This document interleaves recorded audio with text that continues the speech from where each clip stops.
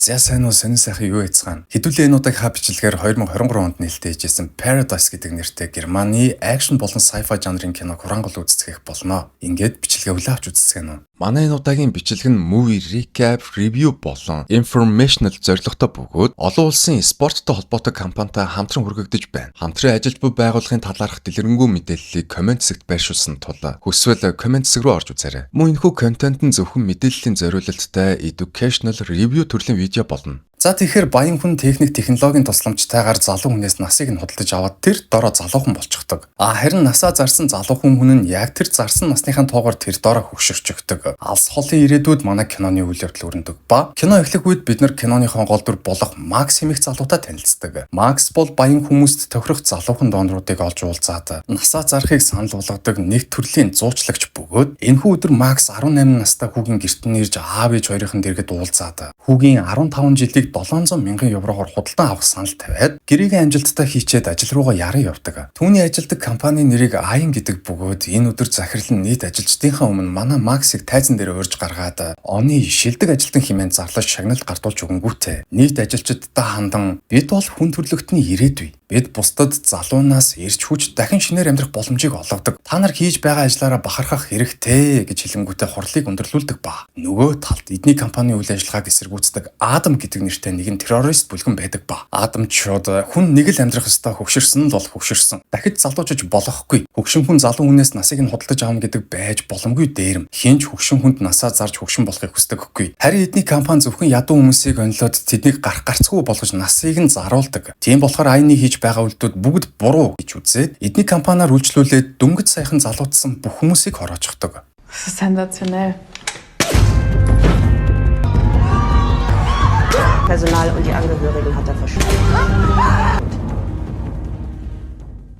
Харин манай Макс өөрийн үзэсгэлэнт гэргий Ленатагаа хамт дөнгөж саяхан банкнаас зээлээр худалдаж авсан тансаг зэрэглэлийн пентхаус орон сууцандаа жаргачаад эхнэрийнхээ хөдөө амьдардаг аав ээж хоёр дээр нь баг зэргийн хүнс хүргэж өгчөөд оройхон тийшээ эргээд гэртээ иртэл өнөөх тансаг зэрэглэлийн пентхаус нь гал давтаж байдаг. Тэгэд манай хоёр даатгалын компани дээр очиод нүхэн төлбөр гаргуулж авах гэтэл даатгалын компани ажилтан танаа байр ямар нэгэн гадны нөлөөгүйгээр шатсан байна лээ. Шинжээчид танахыг гэртээ асааж үлдээсэн ланаасаа болж шатсан гэж дүгнэлт гаргасан. Тийм болохоор даатгалаас 1 евро гаргах боломжгүй гэж хэлсэн чинь Лена би гэртээ лаа асааж үлдээгээгүй. Манайх гадны нөлөөтэй шатсан байх учиртай дахиад шалгах боломжтой юу гэж асуудагч даатгалын ажилтан Ленад ямар ч боломжгүй. Харин та банкнаас байр авах үедээ зээлсэн мөнгөө заавал төлөх ёстой. Бид нар хуулийн дагуу таны зээлсэн мөнгөнд чинь тохируулаад таны наснаас 40 нас суутгаж авна гэж хэлээд 2 цагтаагаар манай Ленаг баривчлуулаад явуулчихдаг. Тэгтэл Макс өөрийг нь шилдэг ажилтан гэж өргөмжлөөд цалинган нэмсэн захирал София хэмээх нэртэй эгчдэр гүйж очиод болж өнгөрсөн бүхнийг нэгнгүү хэлээд 2 сая евро зээлэж гэж гуйтал захирал София нь чи бол манай шилдэг ажилтан. Тийм болохоор би чамд чадлынхаа хэрээр туслах болно гэж хариулчаад яваад өгдөг. Тэгээд энэ үйл явдлаас хойш 2 хоногийн дараа Максийн яг өөрийнх нь ажилдаг компани нь эхнэрийнх нь наснаас 40 жилийг суудгаж авах гээд клиник дээр хүчээр аваад ирдэг ба Макс клиник дээр өмгөөлөгчтэйгээ хамт хурж ирээд эхнэртэйгээ уулзах гэсэн чинь Макстай хамтдаа ажилдаг ажилчид нь эхнэртэй нь уулзуулахгүй гээд эмчилгээний өрөө рүү оруулахгүй байсан тул манай Макс нууцаар эмчилгээний өрөө рүү нэвтэрж ороод эхнэрээ хайж байгаад 2 хамгаалагчд нь баригдаад бараг л гараа хуглуулангаа алддаг бол цаана нь эмчилгээний өрөөнд Ленагийн наснаас 40 жилийг хэн нүл мэддэг хүн рүү соруулаад авчихдаг.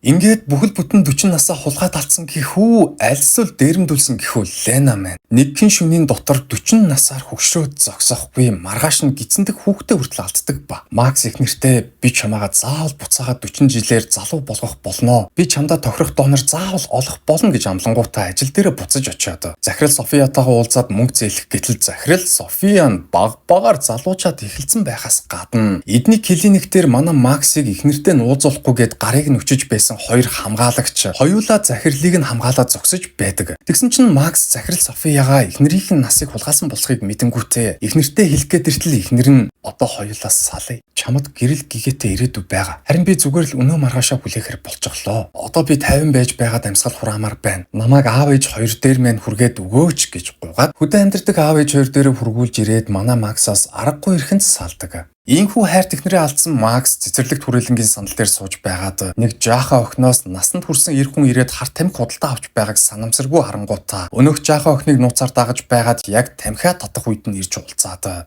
чи яг харагдаж байгаа шиг жаахан охин биш үсттэй. Чи хаанаас хинээс яг яаж над насаа худалдаж авсан? Чи надад мэдээлэлээ зарчаач гэж гуйсаар байгаад. Оросд байдаг хар захын нэгэн эмчээс энэхүү үйлчилгээг авсан болохыг нь мэдэнгүүтээ тэр орос эмчийн дугаарыг авч орос эмчтэй нь холбогдоод мөн хар захаас очиж гар буу болон хуурамч бичиг баримт худалдаж авангуудаа эхнэрийнх нь насыг хулгайсан захирал Софияга барьцаалж Орос руу авч явахаар шийдээд захирлынхаа байрны гадаа очиод захирлаа отож эхэлдэг. Тэгээд 2 хоногийн дараа захирал нь гэрээсээ хамгаалагч нартайгаа хамт гарч ирээд хотынхоо нэгэн оршуулгын газар очиж хамгаалагч нараа оршуулгын газрыг үүдэнд нь үлдээгээд өөрөө дотогшоогоо орж нэгэн булшны өмнө очиж хүндэтгэл үзүүлдэг ба. Манай Макс оршуулгын газрын эсрэг талынх нь хаалганы доогор шургаж ороод хамгаалагчгүй зогсож байсан цэл залуухан захирал руугаа дайраад цахилгаан борохоогоор цохиж ухаан алдуулаад ам болон гар хүлийг нь сайтар хүлэнгүүтээ эхнэрийнхээ ажилдаг эмнэлэг дээр нь очиж эхнэртэйгээ уулзаад юу хийсэн болон цаашид юу хийх гэж байгаагаа бүгдийг нь хэлээд эхнэрийн ажлаас нь авч гараад Орос руу явахаар болдог. Тэгсэн чи эхнэр нь Макст яг одоо энэ үйлдэлээ зогсоо. Энэ бол тэнэглэл. Би яаж хүнээс насыг нь хулгайлж болох юм бэ гэж хэлтэл Макс. Энэ бол тэнэглэл биш, бас хулгайч биш. Бид нар өөрсдийнхөө хулгайд алдсан насаа буцааж авах гэж байна. Ер нь бол манай захиралд тохирох ганцхан донор байсан нь чийл байсан юм байна лээ. Тийм болохоор анхнаасаа банк чамд тэр их хэмжээний зээлийг гаргаж өгөөд хоёулаа тансаг зэрэглэлийн орон сууцтай болж дараад нь захирлын хүмүүс албаар манайхыг шатаагаад чамайг баривчилж насыг чинь хулгайлсан юм байна лээ. Бид нар өөрсдийнхөө ямиг заавал буцааж авах ёстой. Энэ бол шудраг ёс гэж хэлээд эхнэрээ ажлаас нь дагуулж гараад тэр дороо Орос руу явахаар усан бомт руу хөдөлдөг. Харин нөгөө талд захирлаа хулгайд алдсан тусгай салааныхан оршуулгын газар болон хотынхон бүх камеруудыг шүүж байгаад захирлыг нь Макс барьцаасан болохыг мэдээд орон даяараа Макс болон түүний эхнэрийг хайж байгаад усан онгоцоор хил давх гэж байгаа болохыг нь олж илрүүлээд Берлиний усан бомт дээр өндөр харуул хамгаалалт гаргаад манай хоёрыг отож эхэлдэг. Тэгсэн чинь Макс цагдаа нар өөрсдийг нь отож байгаа болохыг анзаарангуудаа гэр бүлээрээ явж байсан залуухан осуудыг барьцаалаад өөрийнхөө унаж явсан машинаа нөхрөөр нь бариулж эхнэр хүүхдтэй нь хамт барьцаалсан хүнийхээ машинд суугаад амжилттай хилээр нэвтэрж барьцаасан гэр бүлийнхэн гишүүдийг сулж явуулчаад Оросын хар зах дээр нас шилжүүлж өгдөг. Нууцлаг эмчтэйгээ уцаар яриад уулзах газар болон цагаа товолдог. Тэгээд хэсэг явж байгаад машиныхаа бүхээгт орлоод байсан захирлаа буулгаад биз сулах гэтэл цэл залуухан захирал нь ингэхэд та хоёр манай ээжтэй асуудалтай юм биш үү? Миний нэрийг Мария гэдэг, харин манай ээжийн нэрийг София гэдэг. Би та гурийн дунд юу болж өнгөрснийг үнэхээр мэдэхгүй. Та хоёр манай ээжтэй л уулзраа олооч дээ. Эсвэл би та хоёрт ээжээсээ мөнгө аваад өгье тэхүү. Бүр маш их хэмжээний мөнгө аваад өгье. Харин оронд нь намайг явуулчаач гэж гойсон чинь Макс битгий худлаа жүжиглээд бай. Чи бол жинхэнэ София. Софияд ийм том охин байх ёсгүй гэж хэлэнгүүтээ гар хүлийг нь хүлээд машиныхаа бүхээг рүү чигчигдэг. Тэгсэн чинь Лена генетикэн зөөлрөнгүүтээ Макст хоёулаа жинхнээсээ буруу хүн барьсан юм биш үү? Хөөрхөн охинд ямарч буруу байхгүй үсттэй. Түүнийг суллаад явуулчвал яасан юм бэ гэж хэлтэл Макс. Нэгдүгээрт түүний үгэнд итгэх хэрэггүй. Хоёрдугаарт тэр үний хэлсэн байлаач гэсэн ээж нь чиний насыг хулгайлсан. Энэ охин ээжтэйгээ яг адилхан гентэй байж таараа. Тийм учраас чиний донор болоход яг тохирно. Харин ээж нь мөнгөтэй юм чин дараад нь охиндоо тохирох өөр донор олоод 40 нас худалдаж аавна биз гэж хариулангуудаа Орос эмчтэйгээ уулзах цагаа үлээнгээ нэгэн толгодын эзэнгүй байшаа олоод тэндээ түр оргондog. Ингээд шүн болж Мария манай Макс болон Лена хоёрт хандан би та хоёрыг хараад хайр гихч ямар агуу зүйл болохыг одоо л ойлгож байна. Бас дээрэс нь би ээжигээ маш ихээр үзэн ядаж байна. Хизээ нэгэн цагт би ч бас зөвхөн намайг хайрлах тэр хүнтэйгээ уулзрах байх та. Гэдэлцэн чинь Лена маань бүр зөөлрөөд Макс хоёулаа энэ охиныг явуулах ёстой. Энэ охин захирал чинь биш байна. Хөөрхөн охин яг одоо барьцаалагдчихсан. Бас тун удахгүй 40 жилээ алдах гэж байна шүү дээ. Хоёулаа яг одоо болоод хөөрхөн охиныг явуулъя л да гэсэн чинь Макс үгүй ээ.